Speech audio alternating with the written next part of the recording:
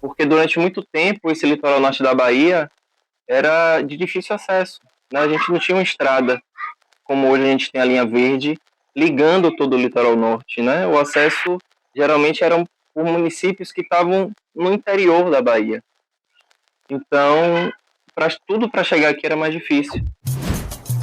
E neste episódio da nossa websérie Eu Amo Barro Branco, nós vamos estudar um pouco mais como se deu o desenvolvimento do litoral norte da Bahia, como foi o desenvolvimento do turismo a partir da construção da BA-099, que se divide em Estrada do Coco e Linha Verde. Veremos também as dificuldades do início da colonização com a família Garcia Dávila, o legado deixado por ela também, e como a organização socioespacial das comunidades tradicionais se alteraram conforme o crescimento urbano, trazido principalmente pela indústria do turismo.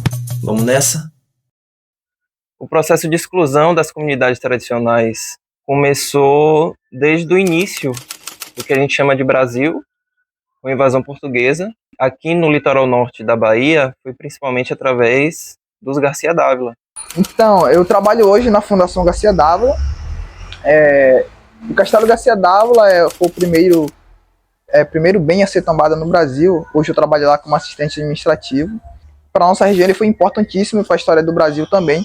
O Garcia Dávila chegou junto com o Tomé de Souza, da Fundação de Salvador. Dizem que ele era filho ou era algum parente de Tomé de Souza.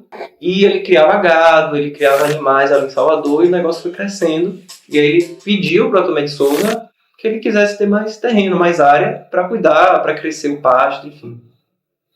E aí Tomé de Souza começou a dar uns terrenos a ele, até que deu um terreno mais ao norte de Salvador, que é mais ou menos ali de Portão, a gente chama de Portão, em Lauro de Freitas. Sim. Até se eu não me engano, o Rio Real, que é a divisa Sergipe e Bahia. Que enquanto eles passavam pelos lugares, eles iam dizimando aldeias indígenas. Eles tinham um processo da escravização dos pretos. E aí o Garcia Dávila, quando ele pegou aquela parte de Praia do Forte, onde tem aquelas ruínas, sim, que ali era a Casa da Torre, chamada Casa da Torre de Tatuapara, que eu acho muito mais bonito do que Praia do Forte, que é um nome indígena, que os indígenas davam a Praia do Forte, era Tatuapara. Ou então pode ser traduzido também como Tatu Bola, que é um tatu lá que a gente tem bastante lá na região. E aí eles exploravam os indígenas, eles exploravam os escravizados trazidos da África, negros. E tinham processos de tortura terríveis dentro desse núcleo familiar dos Garcia Dávila. Tinham latifúndios incomensuráveis durante muito tempo da história. Para onde eles passavam, ia dizimando o povo indígena, ou dizimando, ou, sei lá, pegando o indígena para levar... Enfim, vocês entenderam, vocês entenderam. Inclusive a primeira filha de Garcia Dávila foi com indígena. Aconteceu muitas atrocidades no castelo, a gente sempre cita isso. Eu acho que é interessante a gente citar, até pra gente relembrar, né? Não deixar cair no desprezo, porque eu, por exemplo, eu sou descendente de negros africanos, né? A minha cor já fala isso, os meus traços já falam isso também, a minha mãe também, tal. Meu pai, eu acredito que ele deve ter mais traços indígenas, né? Mas minha mãe é mais de origem africana. Então, assim, quando esse Garcia Dávila, que foi o primeiro homem quem explorou o Nordeste brasileiro e chegou aqui, ele servia de pessoas para trabalho forçado, né? E eu acredito que as pessoas que eram mais sofisticadas na época, que mais sabiam trabalhar com construções, com criações de gado, seriam os negros africanos. Só que assim, eles não eram assalariados. Aquela época da escravidão era uma época ferrenha. É por isso que a gente não deve chamar essas pessoas de escravas, porque dá a entender que elas não sabiam fazer nada, que nasceu para aquilo, para sofrer, mas não. Eram pessoas escravizadas. Os negros que vinham da África eram pessoas extremamente sofisticadas e inteligentes, reis, rainhas, agricultores, pecuaristas, serralheiros, pessoas extremamente inteligentes que vinham para cá. Né? Então, assim, eles chegavam aqui achando que ia ter uma vida boa, mas na verdade era completamente diferente. Então teve senzalas naquela região ali de Praia do Forte, no castelo. Teve até calabouços também, onde pessoas eram destinadas a esse calabouço, ficar lá uma semana com fome e tal, a partir de quando eles desobedeciam. Então foi uma época é bem complicado. E eu, como negro, vejo assim que a gente chega ali no lugar e a gente sente aquela opressão, aquela coisa forte, porque muitas pessoas sofreram para que nós hoje estivéssemos aqui.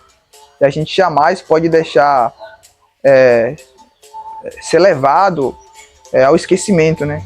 A gente tem que se orgulhar disso, mesmo que foi sofrimento, e relembrar a todo tempo que hoje nós estamos aqui por conta dessas pessoas. Eles cooperaram para a construção de Salvador, eles cooperaram para a nossa cultura, a cultura africana.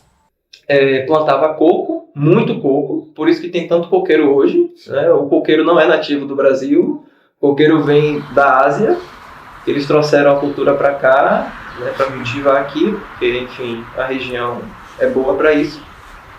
E muita pecuária também, né? Criavam muito boi e esse tipo de coisa. E eu acho que ficou um pouco dessa herança, né, ao longo das comunidades que tem ali no litoral norte. Então a gente tem um hiato aí, que é mais ou menos do século XIX até hoje, século XXI, sem uma literatura, sem nada escrito, sem nada documentado sobre o que se acontecia aqui, exceto alguns raros trabalhos acadêmicos, que foi objeto de estudo também, né? Fez parte do campo de estudo para esse projeto ir para frente, né? Para a construção do TCC e tudo mais. Então, até 75 não existia uma estrada no litoral norte da Bahia, se ligando o litoral da Bahia norte. Ah, sim. Então, ele foi criado em 75 até Itacimirim. Itacimirim está aqui tem o Rio Pojuca e aqui está Praia do Forte. Então, para a gente chegar em Praia do Forte, em 1975, a gente parava em Itacimirim, pegava uma balsa, ia para Praia do Forte. Se a gente quisesse ir para Embaçaí, por exemplo, o Barro Branco, de Praia do Forte, pegava uma estrada por dentro da mata mesmo, assim, uma estrada aberta por dentro da mata. Era uma aventura. Todo mundo conta que era uma aventura, né? Eu não estava vivo na época, mas era uma aventura. Em 1993, veio a linha verde. A linha verde ligava Itacimirim até Sergipe. Então, né, criou uma ponte no Rio Pojuca. Não precisava mais ir de balsa. Então, o crescimento foi exorbitante. Porque durante muito tempo esse litoral norte da Bahia era de difícil acesso, né? A gente não tinha uma estrada como hoje a gente tem a linha verde ligando todo o litoral norte, né? O acesso geralmente eram por municípios que estavam no interior da Bahia. Então, tudo para chegar aqui era mais difícil. Antes dessa região aqui, litoral norte da Bahia, ser urbanizada, vamos dizer assim, teve um homem chamado Klaus Peter, que a primeira coisa que ele se apaixonou aqui na nossa região foi o castelo. Então, através do castelo, começou a trazer turista para a nossa região para conhecer esse patrimônio. Ele faz o primeiro eco-resort do litoral norte da Bahia em Praia do Forte. E isso aí vai dar margem para o crescimento exorbitante do turismo. Aí acho que, se não me engano, foi na década de 80, início da década de 80. Ele inaugurou esse hotel. E aí Praia do Forte vira um reduto de turismo, né? Aí vem galera do mundo todo. A linha verde chegou aqui também por conta do Castelo Garcia d'Ávila, né? A galera vinha para cá e falava, não, isso aqui é de barro, tem que urbanizar isso aqui, tem que melhorar. Então, a partir do descobrimento do Castelo Garcia d'Ávila aqui, dessa atração turística, a nossa região começou a ser desenvolvida. Porque o que Klaus Peters fez, ele era um empresário, né? Ele não estava brincando.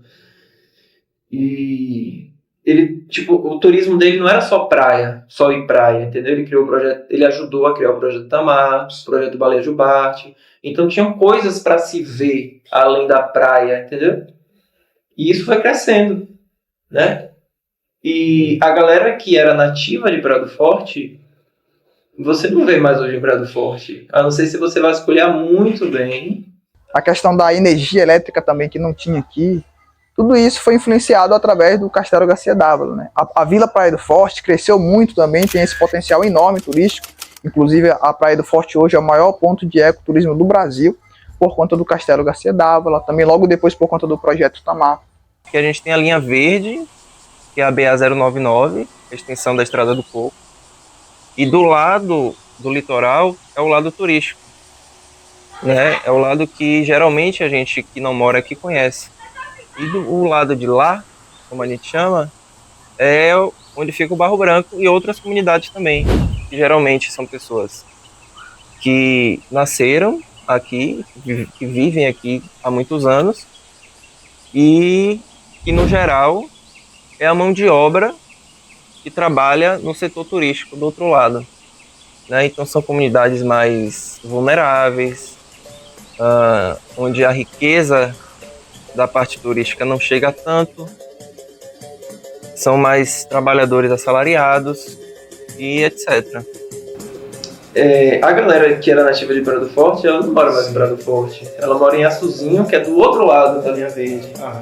Que é o mesmo processo que aconteceu no Barro Branco. Essa galera migra, né? Já tinha uma galera que já era, de fato, do Barro Branco, Sim. toda a vida, mas tem, tipo, metade era do Barro Branco e a outra metade teve que vir de Baçaí porque